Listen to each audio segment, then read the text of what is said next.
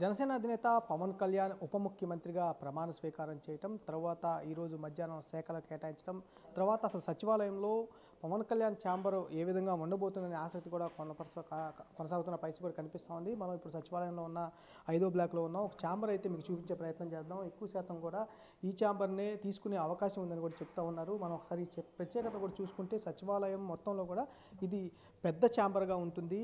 ఇది నారా లోకేష్ ప్రత్యేకంగా డిజైన్ చేయించుకున్న ఛాంబర్. ఇది 2017 నుంచి ఆయన మంత్రిగా పనిచేసిన అన్నాళ్ళు కూడా ఈ ఛాంబర్లోనే ఆయన పనిచేసిన పరిస్థితి ఉంది.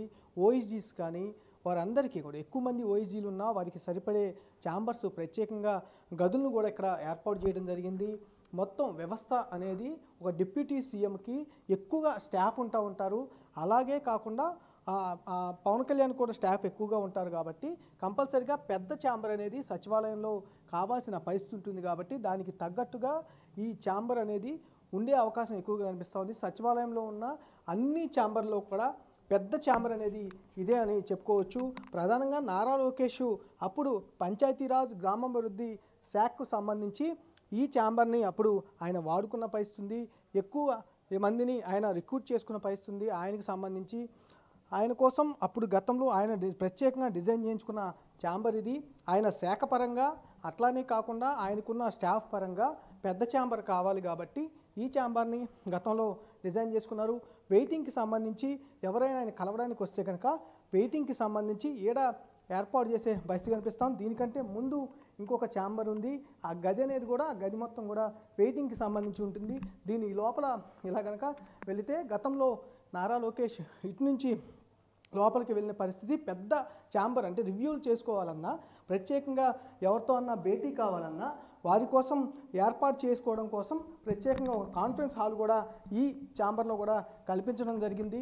గతంలో ఈ ఛాంబర్ మొత్తం అంటే సచివాలయంలో ఉన్న 25 మంత్రులలో పెద్ద ఛాంబర్, అంటే ఉన్న 25 ఛాంబర్ల కంటే కూడా ఇది పెద్ద ఛాంబర్గా కూడా ఉంటుంది. ఈ పెద్ద ఛాంబర్కి సంబంధించి ప్రత్యేకతలు చాలా ఎక్కువగా ఉన్న పరిస్థితి కూడా ఉంది. ఇది మెయిన్ గది. ఈ మెయిన్ గదికి సంబంధించి కూడా చూసుకోవచ్చు. మొత్తం కూడా మెయిన్ గదికు ఇది మొత్తం ఇక్కడ ఛాంబర్లో అయితే కూర్చునే అవకాశం. ఇది కూడా దీంట్లో కూడా పెద్దగా అనేది ఛాంబర్ ఎక్కువగా ఉంటుంది. ఎక్కువ మందితో మాట్లాడే అవకాశం ఉంటుంది. వీటితో పాటుగా ఇవన్నీ కూడా ఆపోజిట్ కాన్ఫరెన్స్ రూముల్లో కూడా వాడుకునే పరిస్థితి ఉంటుంది. ప్రత్యేకించి ఈ ఛాంబర్ అనేది ప్రత్యేకతలు ఎక్కువ అని ఉన్నాయి కూడా అని చెప్పుకునే పరిస్థితి కనిపిస్తూ ఉంది. అంతేకాకుండా ఒక ఉప ముఖ్యమంత్రికి ఒక ప్రత్యేకమైన పెద్ద ఛాంబర్ కావాలి కాబట్టి అలాంటి పెద్ద ఛాంబరు సచివాలయంలో ఇది ఒకటే ఉందని కూడా చెప్పుకోవచ్చు.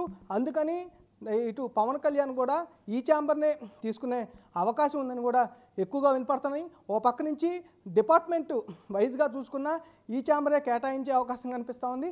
అలాగే డిప్యూటీ సీఎంగా చూసుకున్న ఈ ఛాంబర్ వచ్చే అవకాశం కనిపిస్తూ ఉంది. 99% ఎక్కువ శాతం ఈ ఛాంబర్లోనే పవన్ కళ్యాణ్ బాధ్యతలు తీసుకునే అవకాశం అయితే కనిపిస్తూ ఉంది. కెమెరా సురేష్తో మల్లికార్జున, బిగ్ టీవీ, అమరావతి నుంచి. For more videos like this, subscribe Big TV channel.